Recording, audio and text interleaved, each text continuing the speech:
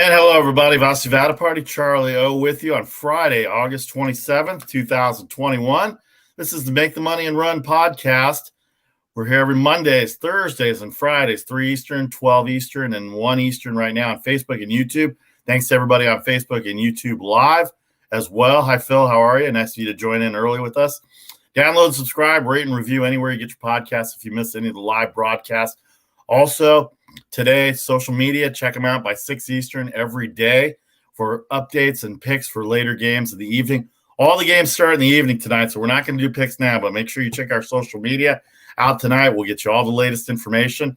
You can email us at mtmarpodcast@gmail.com, Facebook and Instagram us, on Twitter at VPartySports, on Instagram as well at MTMAR Podcast. We also have a brand new Facebook group, Make the Money and Run Facebook group, so pass it on to everybody. Join the group. Put all your comments down there, good, bad, ugly, indifferent, all of it on there. We got NFL football in 2 weeks. We got college football starting tomorrow. We got Major League Baseball, the last 5 weekends of the regular season. All this brought to you by the Britannia Arms of Cupertino, Silicon Valley's oldest British restaurant and pub since 1981. Check them out at BritanniaArmsDeanza.com, 408-257-7262, NFL Sunday Ticket, college football Saturday, all the soccer you can handle, all the adult beverages you want, all the good food, lunch, and dinner. And on the weekends, the British breakfasts are outstanding as well. So check them out as well. Go online. They also cater as well, too. Charlie, how are you? Hey, listen, I'm good. And speaking of Premier League soccer, Cristiano Ronaldo, all the news coming out, evidently on the move. Everybody wanting to spend a ton of euros on a guy who is obviously over the hill. I mean, I think his knees are as bad as mine, but everybody seems to want to spend money. So Ronaldo going to bring some club a lot of money, and evidently he's going to continue to make a bunch of money. I think it's mostly because they want his jersey sales. I'm not sure. It's still a popular jersey sale. There's no doubt about it. You go into Britannia Arms. I think there's a few of his jerseys sitting up there on the wall as well, too. All right, let's start out with college football. Hang on, excuse me. Go ahead. Listen, college football. College football, right? Yeah, college football. Can't believe it's zero. What's week zero? Come on, there is no week zero. It's week one. But all the mathematicians think there is a week zero because week zero counts. So that's a different story for another day. But college football starts tomorrow. 5 games, 4 games on the board. 5 games, including our beloved San Jose State Spartans, who take on, I believe it Southern Utah. They're taking on tomorrow night. Southern Utah tomorrow night. So Brent Brennan coming off the Mountain West Championship will be there tomorrow night. Saturday night at Spartan Stadium in San Jose. I'm not sure if I'll be there or not, but good luck to our alma mater, San Jose State. They're not on the board yet. The following week they will be because their next game will be against USC, who we'll talk about in the Power 5 Conference come next week. Here are the games for tomorrow, Charlie. Nebraska, Illinois, a Big Ten matchup right off the bat. UCLA, Hawaii, UTEP, and New Mexico State. And then Fresno State and Connecticut are the other 4 games that go on. Here are the lines for them. Nebraska 7 at Illinois, 54.5. Shout out to Dan Lust from Upper State New York, adopting Nebraska as his college football team. UCLA 17.5 against Hawaii. A lot of people think UCLA is going to be really good this year and contend with USC and Oregon. Hawaii in the Mountain West. I'm not sure about Hawaii right now. We'll have to figure out what they do defensively in order to have an idea of them tomorrow. UTEP 10 at New Mexico State. New Mexico State traditionally, we've known them for a long time, traditionally do not have a very good football team. 59 the total. If UTEP's favored by 10 on the road, probably New Mexico State's not very good. And then Fresno State in the Mountain West as well. 27.5 points over Connecticut. Connecticut must not have anybody for the lines makers to come up with them. And 63 the total. All right, Charlie, early takes on the NCAA. First of all, it's not the Big Ten game in between Nebraska and Illinois. Sorry, Dan.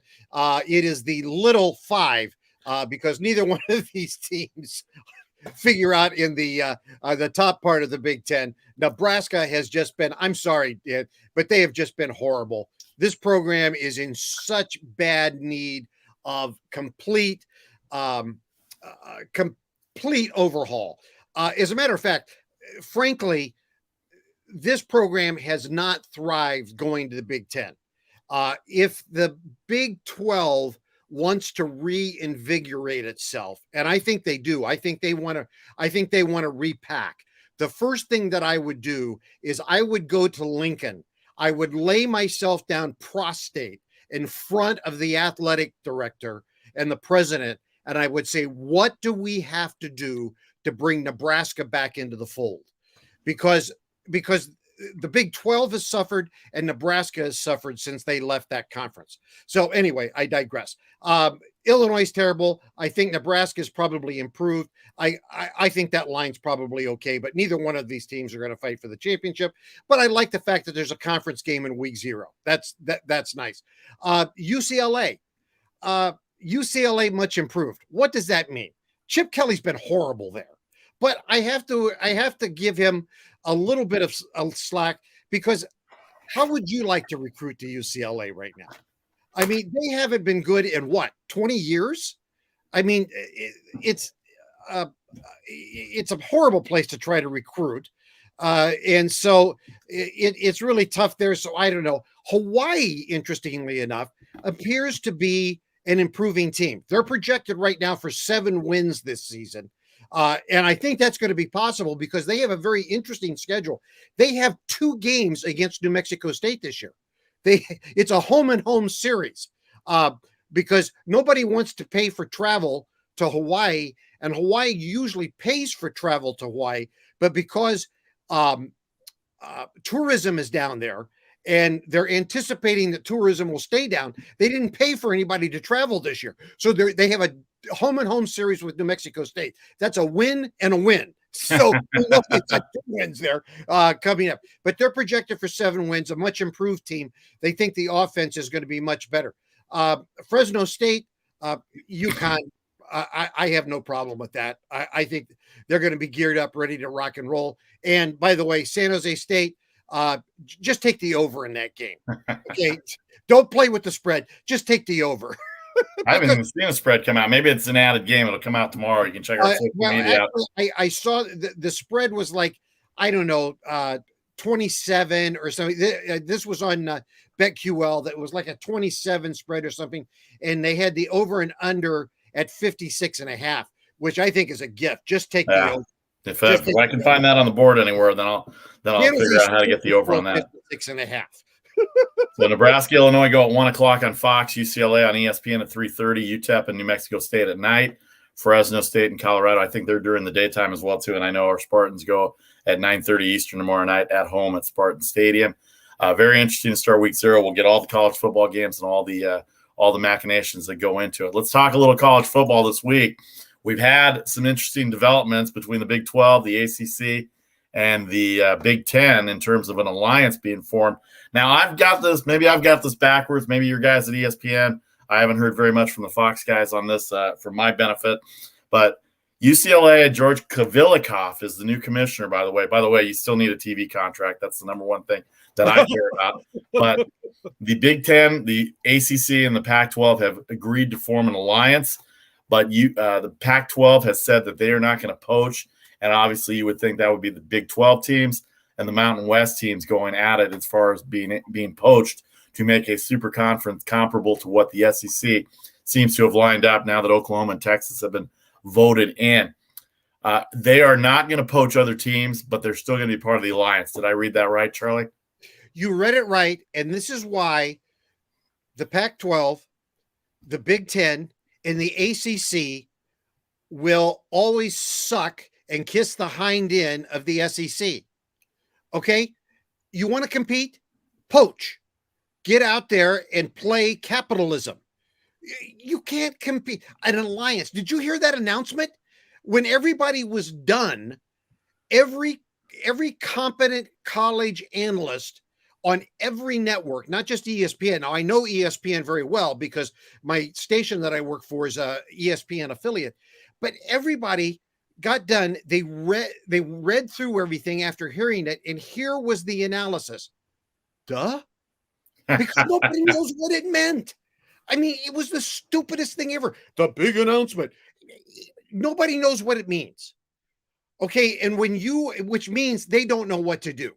They are so spun out. They so got caught with their pants down that nobody knows what to do. So this means somebody needs to hire somebody and make them a super commissioner and get them together. And what they need to do is form one giant conference with 3 divisions, add everybody in, and that guy that's in charge of the Big 12. They need to fire that dude right now. Oh, we're not going to add anybody. Fire that guy. He's in la la land. That poor dude, he's had a nervous breakdown and nobody's admitting it. Because, if he's not joining somebody, that conference is just disintegrating. So everybody's got to get together. They got to act like this is a crisis management situation, because it's a crisis management situation. You're muted. From a college sports situation, it is definitely a situation where they're going to have to figure out how to compete with the SEC. The SEC has the TV contracts with CBS. They have the contract with ESPN. They've got their own network that's ESPN based as well too. So George Kavilikoff and Jim Phillips and Kevin Warren, all 3 of you better put your heads together and figure out how you're going to do this in terms of being able to compete, whether it's poaching. And Bob Bowlesby, the Big 12 commissioner, former Iowa AD and former Stanford AD out here, he's the commissioner of the Big 12. I know he's not happy with Oklahoma and Texas, but hey, the SEC is doing what they're doing. It's capitalism right now, and they just got to figure out. I don't know where we're going to be in a couple of years. I know in a couple of years I'll be eligible for Social Security. A lot of things will have changed. It'll be interesting, but that hasn't meant a thing. Yeah, it hasn't meant a thing. I'll get my $22 a month from Social Security. It'll be college football chaos. Oklahoma and Texas will be in the SEC. Boise State and some of the other teams that they're looking at, BYU may stop going independent in football, and they may end up in a conference as well too. Notre Dame may end up in a conference back in a couple of years. I don't know. Ted Robinson seems to think the best thing for Notre Dame is to be back in the conference. And if anybody knows anything about Notre Dame, it would be Ted Robinson. I agree with Ted. The best thing for Notre Dame would be into a conference. Notre Dame isn't smart enough to know that they should be in a conference, because they still think that they are the only football program in the world. And I think it's going to take them a decade to get that through their head that they need to be there. And I think the only thing that will get them to the point, Vasu, where they'll understand that is when they lose enough in the playoffs and under this expanded playoff situation, then they'll finally realize they've got to join a conference. But I think they're going to have to lose 4 or 5 times before they realize, hey, we got no choice. We got to join a conference. All the lines right there on the bottom of the ticker. 5 games going across on the board this weekend, with Nebraska, Illinois being a conference game, UCLA, Hawaii, UTEP, New Mexico State, and Fresno State, Connecticut, and of course San Jose State, the 5th game against Southern Utah. There'll probably be an added game tomorrow on my site as well too. All right, let's talk a little NCAA Power 5 conferences with the season starting tomorrow. I put out a list. I know this is all, like I said, this is all going to change in a few years in terms of the Power 5, and I'll have Social Security. I won't care. Or we'll have made a lot of money. I'll make the money and run for a lot of people out there. One or the other. I'll take all 3. I'm being a little greedy as well. NCAA Power 5 conferences, the ACC. I mean, how can you go against Clemson? But I'm going to, as a byline, as an outlier, I'm going to go with UNC, as well as the best competition for Clemson right there. The Big Ten, Ohio State, still with their situation. Ryan Day has named his quarterback. They're still the best team in the Big Ten. A lot of people are talking other teams in the Big Ten, but as a backup, I'm looking at Penn State. I think Penn State will be right there with them, and it's going to come down to Ohio State and Penn State for the Big Ten championship. In the Big 12, Oklahoma. I mean, Lincoln Riley is pumping out points left and right. Their defense the last few years has been really good. I'm not sleeping on Brock Purdy and Iowa State. They've got a really good coach in Matt Campbell, and I think they can compete. In fact, they had a game against Oklahoma last year where they almost beat them. And I think Brock Purdy and Iowa State, another veteran-laden team, could be a good competition for Oklahoma. The SEC, I mean, it's Alabama. We got to think it's Alabama. Georgia, the closest competition. They've got a quarterback. They've got a pretty good defense. Kirby Smart's a great coach. I can't think of anybody else in the SEC, maybe Florida, that might compete with them. And then the Pac-12, who I see every weekend, the Pac-12, Oregon, even with all the problems that they've got going on, Oregon's still the best team in the Pac-12. Stanford is up there in the north, but I don't think they're as good as USC and UCLA. In fact, I put 2 teams in there as outliers in the Pac-12. USC, and depending on how UCLA gets off to a start, they're going to be a very interesting competition for Oregon. USC and UCLA, of course, they play each other in the Big South. I'm not sure who Oregon plays this year in the Southern Conference. I know they'll have a game off, but Stanford, to me, if you're an underdog by 2.5 points to Kansas State, even though you're in Manhattan, you might not have a very good year. David Shaw looking for a quarterback as he's done for the last few years. I don't know if they've had a quarterback since Andrew Luck at Stanford, for crying out loud, but they've had Christian McCaffrey and they've had other running backs that have come through the program, and their defense is very solid. So Stanford may be an outlier in there, but as far as my takes, UCLA, USC, the outliers next to Oregon in the Power 5 conferences. Charlie, your Power 5 outlook. Well, okay, it's Ohio State and everybody else in the Big Ten until you prove differently. And I know, okay, look, you and I both have a tie to Ohio State, but I'm not saying that because of a tie to Ohio State from a fan perspective. It's just look at the numbers, look at what's there, look at the recruits, look at everything else.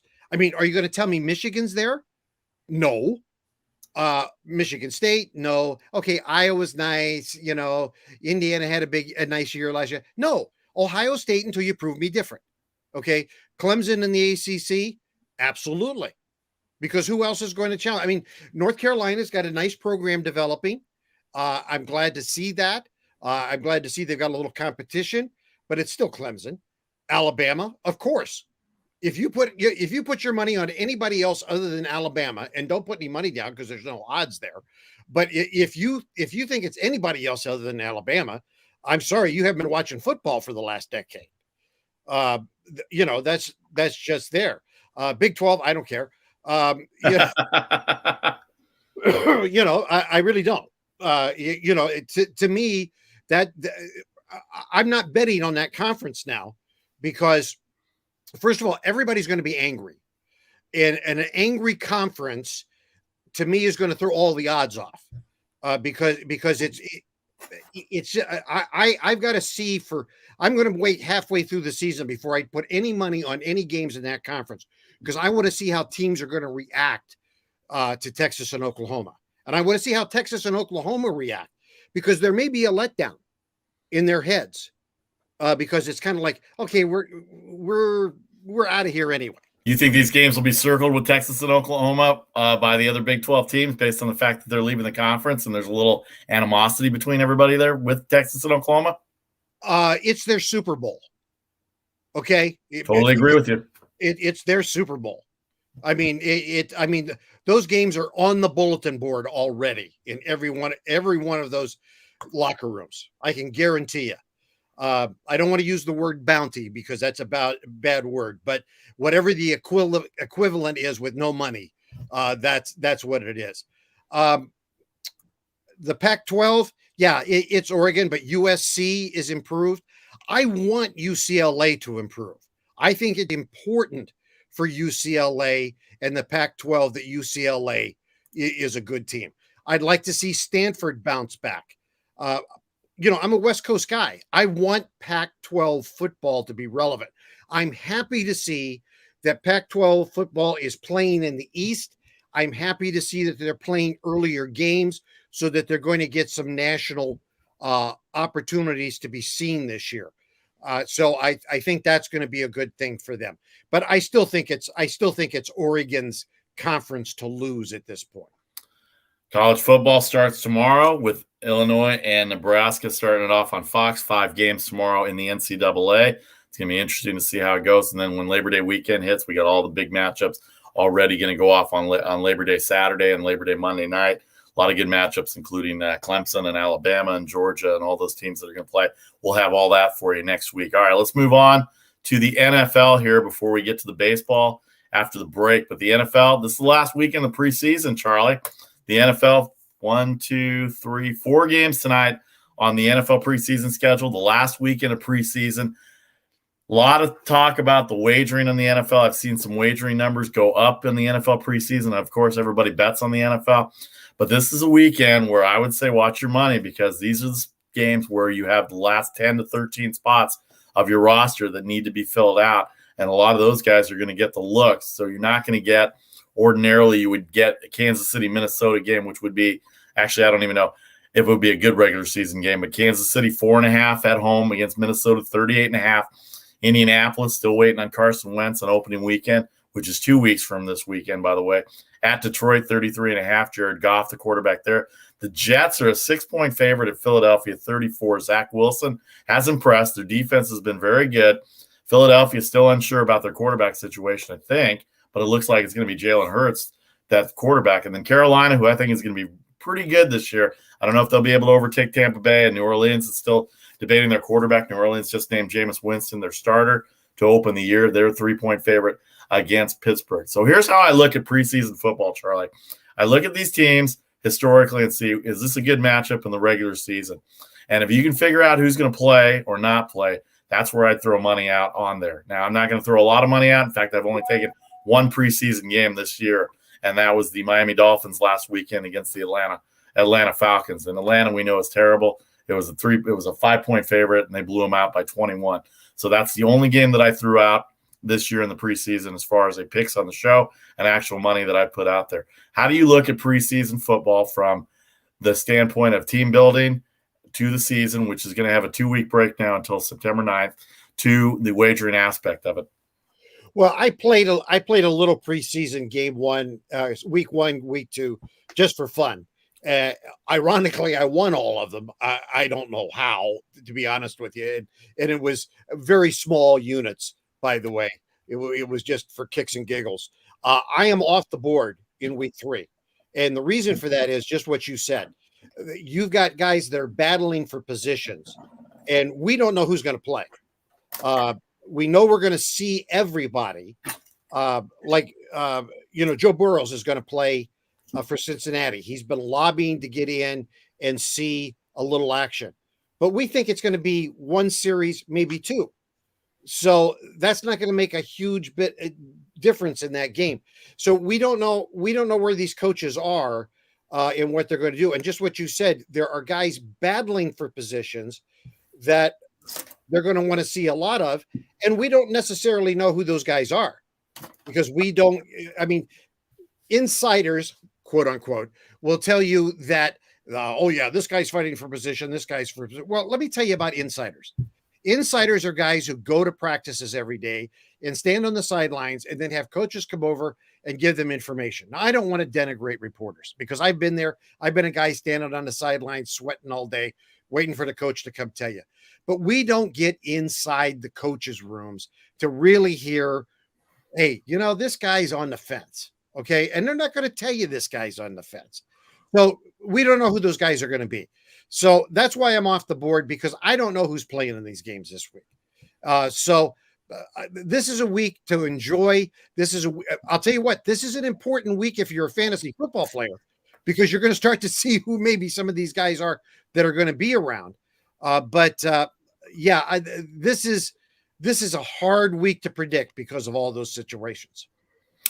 It's going to be interesting to see. Obviously, fantasy football, we'll get into that next week as well, too. We'll also get into daily sports fantasy as far as football goes. Thanks to Neil and Robbie on Facebook for checking us out as well. All right, we got 5 games. 1, 2, 3, 4. Yeah, 5 games. Looking at these games, anything of interest, not from a wagering perspective, but what are you looking at from these games from the standpoint of who needs to do what for you to kind of be convinced or non-convinced of these teams? Indianapolis, to me, is a big story. Detroit, Jared Goff coming in, the Dan Campbell situation there.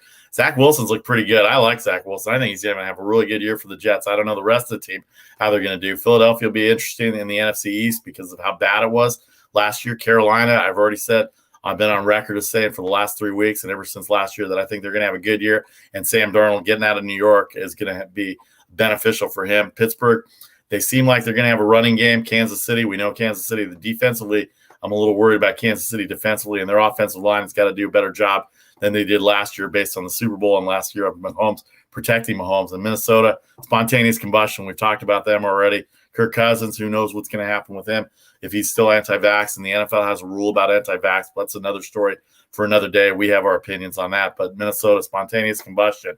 Green Bay, on Saturday we've got NFL games. Buffalo, Green Bay, 9.5 for Green Bay. 36.5, Baltimore 3.5. Why would you lay 10 points in a preseason game, first of all? Baltimore 3.5 at Washington, 32.5 the total. Lamar Jackson will not play this weekend. Washington's still deciding who's going to be their quarterback between Fitzpatrick and Heineke. Heineke played well last week. Chicago had a bad game against Trubisky in Buffalo last week. They're going to Tennessee at Ryan Tannehill on the COVID list, so I'm not sure about his status. Tampa Bay at Houston, New Orleans, Arizona, Jameis Winston, the starting quarterback there. Denver has looked really good in the preseason, and they named Teddy Bridgewater their starting quarterback. The Rams seem to be all good. Now they traded for Sony Michel at running back. That might be a good fantasy pick as well, too, 33.5. In Seattle, 5.5 versus the Chargers at home, 35.5. Probably no Justin Herbert this weekend either for the Chargers. Charlie. I'm interested in that Colts-Lions game just because I'm watching the Lions closely to see what's happening there. I want to see. I'm not worried about golf. I'm worried about that head coach. I want to see what he's doing. He may be perfectly fine. This may be a verbose veneer that he's putting on out there to throw us all off. But I want to see what he's doing. Jets, yeah, you're right. I like Zach Wilson. He's I'm excited about him. And I'll tell you, the people in New York are excited. Now, Jets fans are always excited, but I think they've got legitimate. They're excited on draft day. That says everything about the Jets. I think they've got legitimate reasons. Steelers, Panthers. Yeah, I think it's a good thing to watch the quarterbacks there. I don't know whether Ben's going to play at all, but this is the Ben Swan song, so it'll be interesting to see whether the Steelers can kind of suck it up and make something happen with that. The Vikings. Yeah, that's a non-story. The Cardinals. I'm really interested in trying to figure the Cardinals out because literally every expert has ridden the Cardinals off. I mean, have you noticed that? Everybody is writing the Cardinals. I've kind of written them off a little bit because I don't think their defense is very good. They don't have a tight end. They've got receivers, and Kyler Murray hasn't done anything. And it's not him. I mean, the receivers, he's got receivers now, but that's a tough division. And I don't think they compete with the other three teams yet. Well, I certainly don't think they're going to win that division. But it's interesting because they seem to think that not only that they're not just standing pat, that they're not going to progress, but they think this whole team is regressing. I mean, they're talking about Kingsbury being fired. So I'm going, wow, what did they do? So I'm keeping an eye on that just because this was a team that everybody was talking about up and coming and going to do anything, and all of a sudden be, hey, that coach is gonna get fired. I want to figure out what's going on there.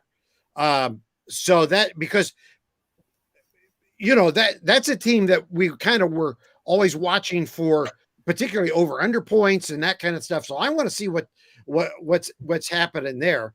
Let me see. Anything else that I'm really watching? I'm interested to see what Denver does because Denver seems like they're up and coming in the West. I know it's Kansas City's division a little bit. Teddy Bridgewater named the quarterback. They've got a running game. Their defense, it looks like Von Miller's coming back a little bit. The Rams, they're not going to play anybody. Their defense, they've got one of the better defenses in the league.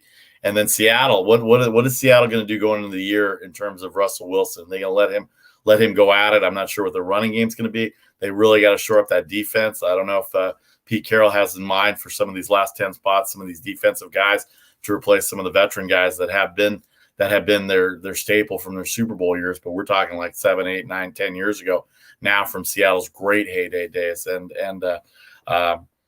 obviously no Aaron Rodgers this weekend, no Jordan Love this weekend either for Green Bay. So that's going to be an interesting NFC North if the Bears come out and play well. They've got the Rams to open up, and Andy Dalton's going to start that game. A lot of coaches have already made their names in terms of starting quarterbacks. Like I said, Jameis Winston, one of them as well. Drew Lock is going to sit on the bench behind Bridgewater as well, too. All right, Sunday games, Jacksonville at Dallas, Cincinnati, Miami.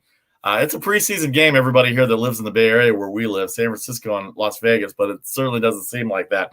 3.5 for the Niners, 35.5. Lance's look good. They're trying to find their last 10 spots. I heard John Lynch on the radio this morning talk about what they're looking at in terms of the last 10 to 15 spots.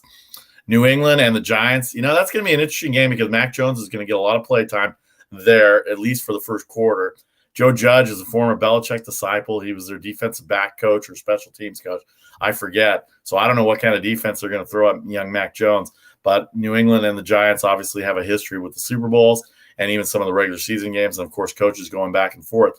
And then there are those Atlanta Falcons, 36 the total, 5.5 on the road for the Cleveland Browns. And they're not even going to play Baker Mayfield or Nick Chubb or Kareem Hunt or Beckham or who's the other kid from LSU that they have there?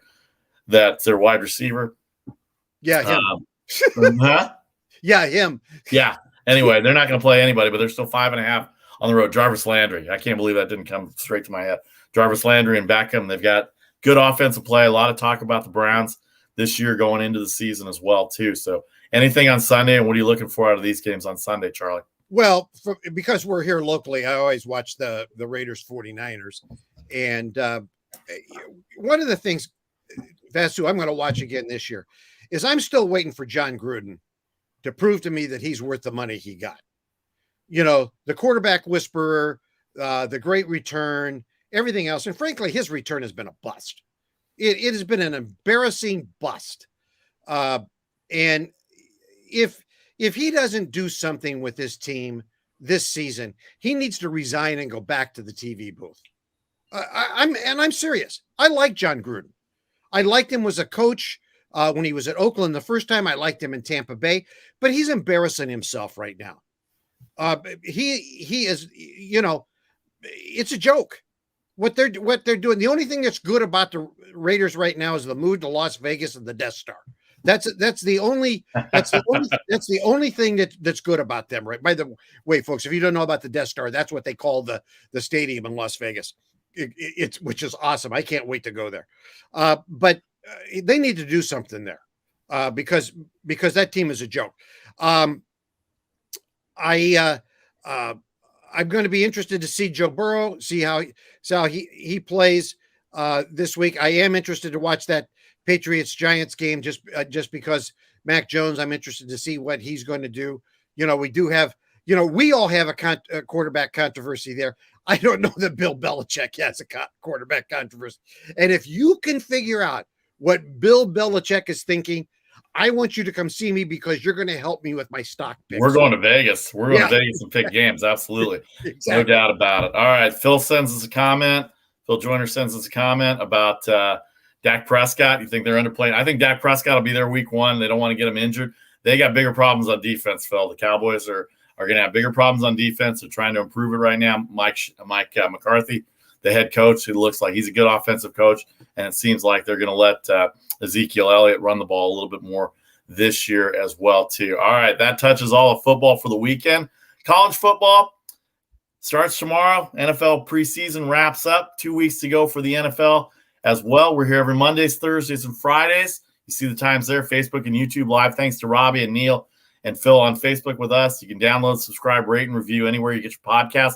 Pass it along to everybody. We're sponsored by Britannia Arms of Cupertino, Silicon Valley's oldest British restaurant and pub since 1981. BritanniaArmsDienza.com, 408-257-7262. And don't forget, we're not going to have picks on the show. There's no games till 7 o'clock Eastern tonight. We're going to have all the latest updates and all the picks for this weekend and for tonight's baseball and college football and NFL, if we have any, by 6 o'clock Eastern on all our social media pages. You can email us. You can get in contact with us on the social media. Let us know what you think, who your team is, or any other questions you have as we get going into football season. All right, in 30 seconds, what a week it's been for baseball. 5 weeks left in the regular season for the MLB. Division races still tight in most of them. The wild card really tight now.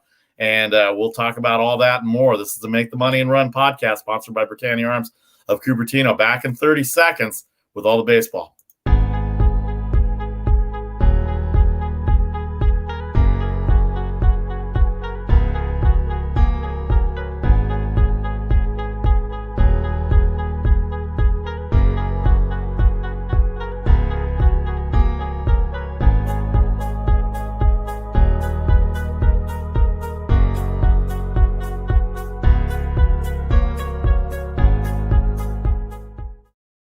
And welcome back to the Make the Money and Run podcast for August 27th, 2021. Vasi Vadaparty, Charlie O here on a Friday, a week in review of baseball, as well as what's upcoming. The next 5 weeks are going to be very critical for baseball in the next 5 weeks in terms of how the standings shape out, how the wild card shapes out as well. We're here every Mondays, Thursdays, and Fridays. We're sponsored by the Britannia Arms of Cupertino. Britannia Arms, Ncaa.com, 408-257-7262. NFL college football every Saturday and Sunday there as well. All right, let's start out Major League Baseball. First of all, here's the week in review right here. In the American League, Tampa Bay goes into Philadelphia and sweeps Philadelphia with 2 games. Which I was going to start off this way. I'm going Bryce Harper, Andrew McCutchen, JT Realmuto, Zach Wheeler, Didi Gregorius, and Tampa Bay. I guess Randy Arozarena from last year as far as name recognition, but now and Wander Franco because he was the number 1 prospect in baseball. A lot of no names on the Tampa Bay Rays. They've got the best record in baseball, Charlie. They took care of Philadelphia. I had that game on Tuesday night against Zach Wheeler, a big underdog, 140 underdog, and I took Tampa Bay and it looked a little shaky. By the way, that was the last game Rhys Hoskins played, and now all of a sudden he's out for the year. Rhys Hoskins hit a game-tying home run. We'll get to the National League in a second, but Tampa Bay right there leading the way, 4 games up on the Yankees. Seattle and Kansas City. Let me find the American League notes here as I have. There we go. That's the right one. Best record in the American League, 4 up on the Yankees. Straight, 8 up on Boston. Chicago, 7 up on Cleveland. In the Central, Houston 6 up on Oakland, 7 up on Seattle, who won't go away. The wild card is shaping up to be good. New York 4 up on Boston. Looks like they'll get in. Boston's only up 2 on Oakland. Seattle only 3. Toronto's still there, even though they're out of the AL East. 4 back, and then Cleveland has gone 7-3 in their last 10. They're only 6 back, and all of a sudden they put themselves back into the mix. They're only 7 games back of the White Sox in the loss column. Forget the games behind column. They have games to make up. They're only 7 back of the White Sox, who are kind of iffy the last couple of weeks right now. So let's talk about the American League. Charlie, start off where you want with that. Well, Tampa Bay, again, we keep telling you, I know it's hard for everybody to keep up with them because nobody follows them in the national press. But just keep your eye on them because they are a great team. Nobody knows who they are. You need to follow them a little bit because they're a great team to wager on. They play great baseball, and there's money to be made with them. So just follow them, stay there with them. They're going to be in the playoffs. Could they win the World Series? You're darn right they could win the World Series. That's that's a team to follow. The Yankees, an amazing comeback. They made some trade deadline deals that have just been a thing of beauty. I mean, Joey Gallo last night put it to the A's Again, yeah.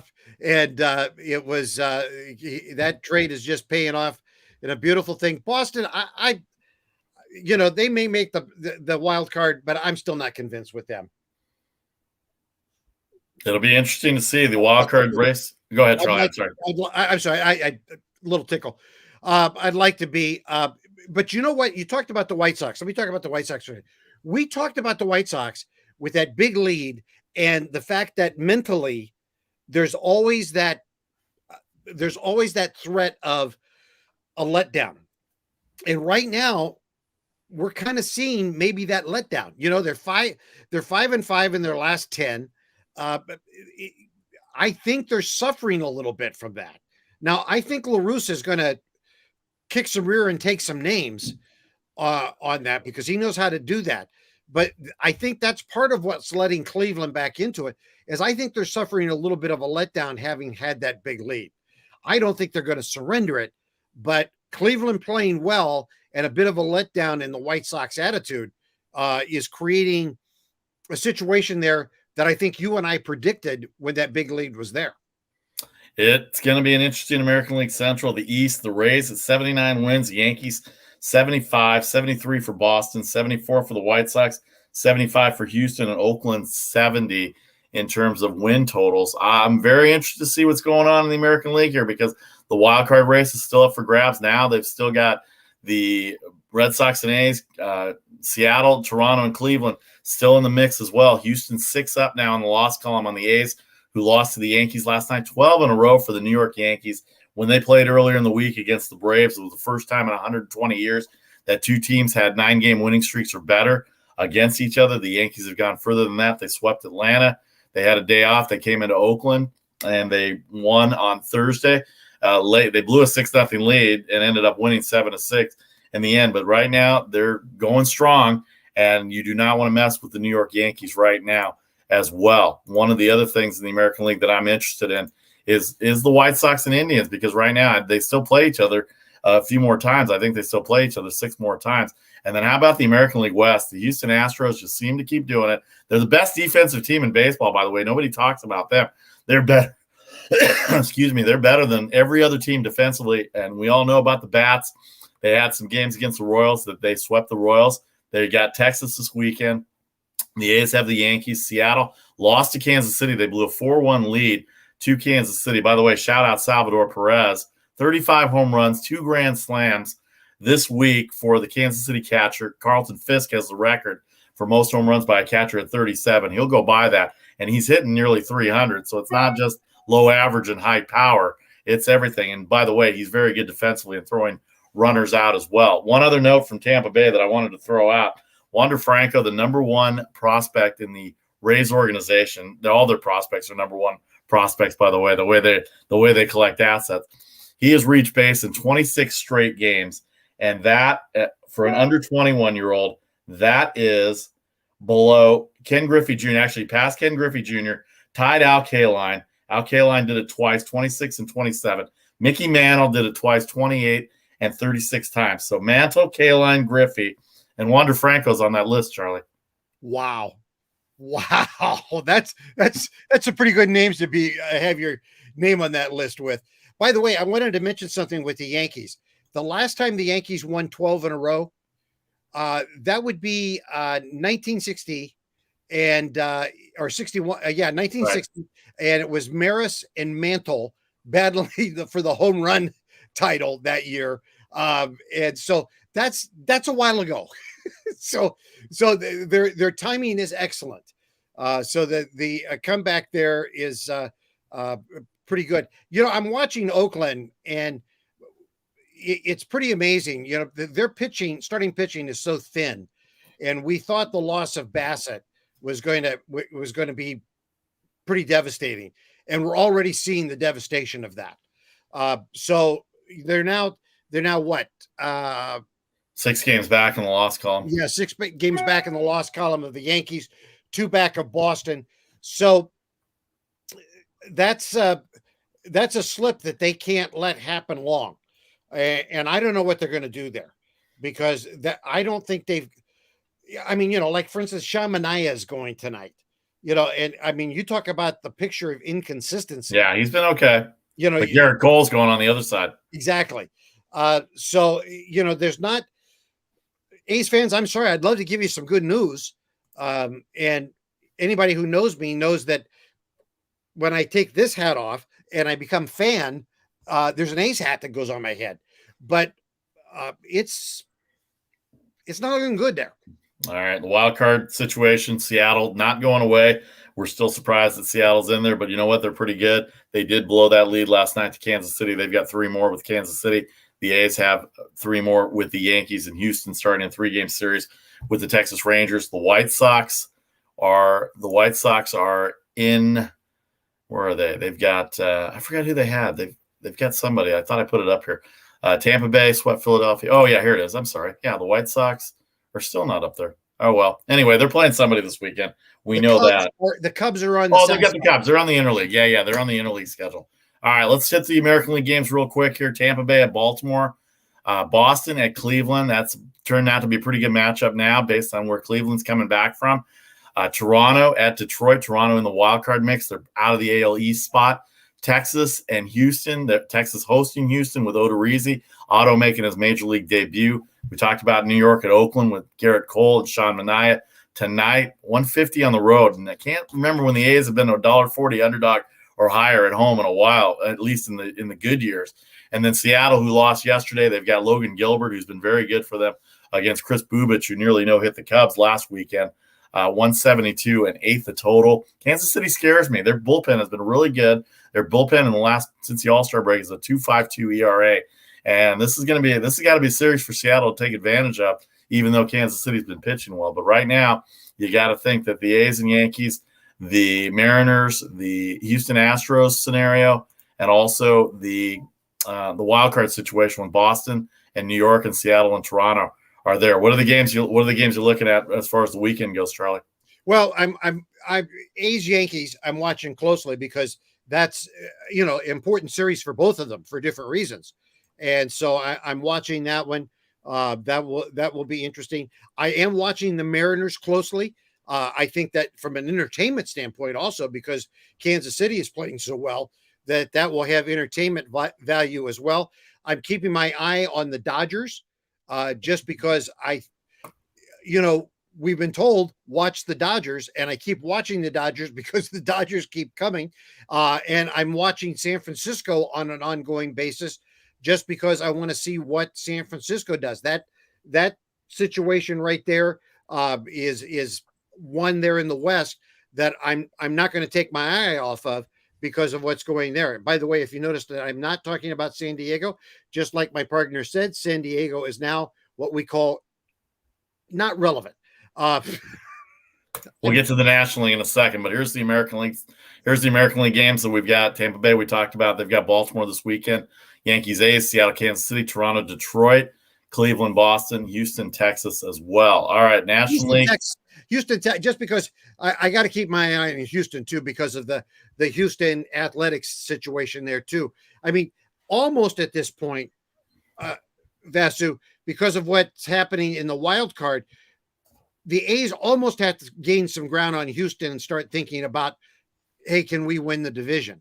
And I don't think they can. Absolutely. The Yankees on fire right now, the American League situation. By the way, with all the division leaders, we failed to mention, I think we mentioned it before, the records of the division winners also count as far as home field advantage goes. And it's very close with the Rays and the White Sox and the Houston Astros. But don't forget about the Yankees.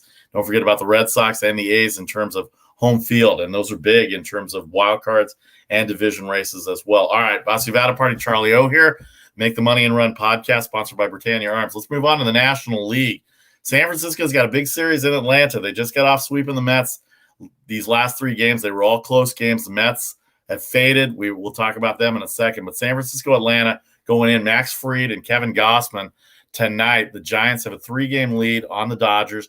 Dodgers fans are like, the Giants never lose. The Giants fans are like, the Dodgers never lose. And that's the way it's been going right now for both teams. The Dodgers have Colorado at home this weekend, so that doesn't bode well. The Atlanta Braves have been tough. They've overtaken a sub-500 record to the point of where they are. They are 6 up, I believe I saw.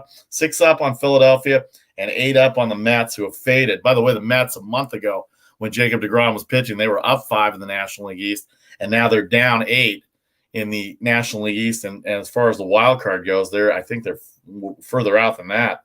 They're 7 back in the wild card of Cincinnati, who's overtaken the wild card. Cincinnati just swept Miami last weekend at home. They've got Miami this weekend. Milwaukee leads the NL Central with 78 wins. Nobody talking about them. They're 7-3 over their last 10. They are going to Minnesota to play their rivalry series in interleague play. St. Louis had a 7-1 lead last night. We keep talking about the Cardinals, Charlie. They had a 7-1 lead last night, and the Pirates ended up coming back and beating them 11-7. And a lot of that had to do with the bullpen. The Pirates get the victory at home. They are coming in 3 back, but they could have been a lot closer to challenging San Diego. They could have been 1 back of San Diego. They're 1 back of San Diego right now and 3 back of Cincinnati for the wild card. Philadelphia is hosting Arizona. They lost to the Diamondbacks yesterday, had a chance to make up some ground on Atlanta, who was off. The Mets in Washington, the Mets, we said that's a 13-game swing that they've had from leading 5 to 8 back in the wild card.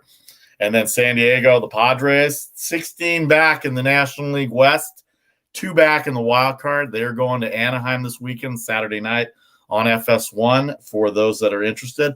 Padres didn't do anything against the Dodgers. They hit 0-90 against the Dodgers in that 3-game sweep by LA, Charlie. So National League thoughts right now before we get to the games. It's crazy. First of all, I'm really angry with the Dodgers and the Padres because they made me stay up until 1:00 in the morning in that stupid game. Me too, but at least the Dodgers won, so it made it a little easier. Well, I didn't care one way or the other. So I was just Dodgers fan and money on the Dodgers. Blake Snell. You're starting a runner on second base. Somebody score. Blake Snell had one of his better games of the year on Wednesday night. Another Dodgers catcher got to him. Will Smith tied the game up, and then nobody could score in the extra innings until A.J. Pollock broke the tie. What a good defensive series it was by both teams as well, too. But the Dodgers-Giants, right now, Dodgers 9-1. They've only picked up one game in the last 10 games on the Giants. Giants in the division, Dodgers in the division. Dodgers are 10 up, I believe, if I saw. They're 12 up on Cincinnati and 14 up on San Diego in terms of the loss column for the wild card. I got to think that they're going to have the home game right there. Let me ask you this question here as we get to the Make the Money and Run podcast and the National League games here in a second. If the Dodgers somehow don't win the division, and there's a good chance they won't, the Giants are really good. It's only 3 back, so don't get your high horse up, Giants fans. Yet I am rooting for the Giants. If the Dodgers can't make it, then I will root for the Giants in there. But if they don't make the division and they look like they're going to have the home wild card game, who would Charlie O start between Walker Buehler, Max Scherzer, Julio Urias, and Clayton Kershaw in a 1-game winner-take-all wild card game, either against Cincinnati, San Diego, St. Louis? I guess I'll include Philadelphia and New York in that wild card scenario. Scherzer. Really? Okay. I agree with that. I think Max Scherzer would be the guy to go to in a one-game scenario. I love Buehler and I love Kershaw, but right now, I go with the hot hand, and right now, how do you not? That's why you traded for the guy. I think I not only with his skills, but I think he'll take you deep. If you get in, then you've got Buehler and Kershaw to get you through those first 2 games in good shape going into the playoffs.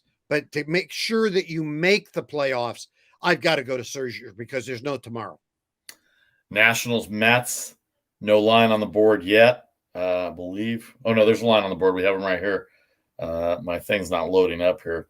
Dodgers are looking at a bullpen game still to be determined. So no line on that game. Check with us at 6 o'clock Eastern in terms of our picks and our weekend preview for everything. Thanks to everybody on Facebook before you hit it. Hey, hi, Lori. Hi, Phil. Hi, everybody on Facebook. We appreciate all the love we're getting. We'll hit the interleague games in a second. But right now, the National League games. Boy, Aaron Nola had a perfect game for 6 innings against the Padres on Saturday. Padres ended up coming back in one of their few games that they came back and won and showed some spunk. They haven't done anything in terms of the post-All-Star break. We know how bad they've been. In fact, I have a number here. Since the All-Star break, the Dodgers since last head-to-head series ended on June 24th, the Dodgers are 35-17, 82 home runs. Their starters ERA, 2.56, the best in the NL. The Padres, and yes, they've had injuries, and Darvish is 0-6, and he came off the injured list yesterday and looked okay. 23-27 since June 24th. 61 home runs, and the starters ERA 6.06. Darvish 0-6 in that time since before he went on the injured list. Blake Snell had his best game the other night. They still couldn't get a victory on that as well too. So I know I bashed the Padres, but I did not like them from the beginning, and I did not like all the hype that went with them. And you know what? When you hype, and think about it, NFL teams, when you give the hype like you do, it sometimes backfires on you. And right now, that's exactly what happened to the San Diego Padres. Wednesday night, they definitely had more energy than they did the rest of the series because they looked like they had no energy, and I think they look like they're kind of resigned, and they shouldn't be resigned. They're only 2 back of your Cincinnati Reds, Charlie. Yeah, and you talk about the energy. They really didn't have much energy in that game until it started going. They tied it up and started going to extra innings. I'm going, man, this team looks a little lethargic, and I'm going, that's weird. Tatis was what, 0-for-7 coming into that game or something. Mm-hmm. You can't have that from your stars. I don't know. It's an enigma to me at this point. They've got a ton of talent. When we said it last week, when you're this far into the season and you're firing your pitching coach, what you should have done is fire your manager. Okay. I'm serious. Yeah. Because it's not, Larry Rothschild. Yeah. As a world champion. I mean, this guy knows more about pitching than anybody that I know in the major leagues. Right. They fired their pitching coach and they haven't hit. Yeah. I mean, that's as dumb as it gets. I mean, if you needed to make a change, you should have fired your manager. All right, big series this week. Philadelphia trying to stay in the mix here, not only in the East but also in the wild card. Pittsburgh and St. Louis. St. Louis trying to stay in the wild card race as well too. The Mets still there, boy. That turnaround on the Mets. Rich Hill going tonight. Cincinnati at Miami. They just swept Miami last weekend. Those are the National League games. 2 interleague games of interest. The Milwaukee Brewers are going to Minnesota. Cincinnati is hot right now, but Milwaukee still has a comfortable lead. They're 9 up in the loss column on the Reds, but the Reds have the second wild card spot, 2 up on the Padres.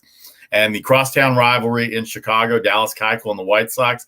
This will be a good weekend. We saw what they did in Wrigley Field, I think 2 weeks ago or 3 weeks ago, when they just tore apart the Cubs pitching. Keegan Thompson is going for the Cubs today, and I don't think he's been up with the roster. So 3-3 at 2.42 ERA, but I believe all that's in relief. Dallas Keuchel, the veteran for the White Sox, 8-7, 4.71 ERA. You see another White Sox sweep this weekend, Charlie? Why not? I mean, Keegan, after their split against his work on Saturday Night Live. Oh no, that's Keenan Thompson. Never mind. Yeah. Who are these guys? Right. I mean, so I mean, yeah, why not? Because this is the White Sox have a chance to get healthy. They need to get healthy. If they blow this opportunity, shame on them. Correct. They did get a split against Toronto during the week. They kind of set Toronto back in the AL East, but they did get the day game yesterday to split the series, 4-game series with Toronto. They get the Cubs this weekend with that 7-game lead in the loss column on the Indians as well. All right. A lot of things going on in the NCAA, NFL, and Major League Baseball as well, too. One last thing we want to hit. We had a text from our friend Casey Freelove yesterday in terms of college football going to Vegas this weekend. Casey, hi, Becky. Miss you on the show. Good to hear from you. You sent us a text. We were on the text thread last night as we close out the show. You got NCAA futures. We gave you what we thought in terms of the Power 5 conferences. Casey's a big Alabama fan. I don't even know why he asked for futures on the NCAA, but we'll appease him for a little bit because he's going to bet on Alabama anyway. Alabama, you said it earlier, plus 225 in terms of winning the national championship. Clemson at plus 400, Georgia, Ohio State plus 600, Oklahoma plus 700. Everybody else is 1,500 or better, plus 1,500 or worse in terms of NCAA futures right now. So, Casey, there you have it. If you want to throw some bucks on Clemson, Ohio State, my Ohio State Buckeyes may have a shot this year. If something bad happens to Alabama, I can't see anybody else but Alabama winning, Charlie. Yeah, no, I can't either. If I were going to pick, if I wanted to just do a little speculative, small unit bets, I might put a little money down on Ohio State. And just because Oklahoma always amazes me, I might throw a little unit down on Oklahoma just because that plus 700 intrigues me. No doubt about it. All right, check out our social media for later picks. All our picks for Friday and the weekend will be up by 6 o'clock Eastern. Also on Twitter, Facebook, and Instagram. Send us any comments you want to our email address, mtmarpodcast@gmail.com. We also have a Facebook group out for Make the Money and Run, too. Send all your comments there as well, too. Sponsored by the Britannia Arms of Cupertino, Silicon Valley's oldest British restaurant and pub since 1981. BritanniaArmsDeanza.com, 408-257-7262. Good time to visit the Britannia Arms of Cupertino for NCAA football and NFL Sunday ticket that will start in 2 weeks. NFL football, they've got all the accoutrements and all the libations you need to take care of that. All right, for the weekend, don't forget we're here every Mondays, Thursdays, and Fridays. You can download and subscribe anywhere you get your podcast as well. All right, he's Charlie O. I'm Vasi Vadaparty, the Friday edition of the Make the Money and Run podcast for August 27th, 2021. Have a great weekend. Enjoy the NCAA. Enjoy the NFL preseason. Enjoy the Major League Baseball as we get down to the nitty-gritty the last 5 weeks. We'll see you on Monday at 3 Eastern for the Make the Money and Run podcast. Have a great weekend, and as always, good luck with your games. Charlie, have a great weekend. We'll see you then. Thank you. Charlie Watts, RIP.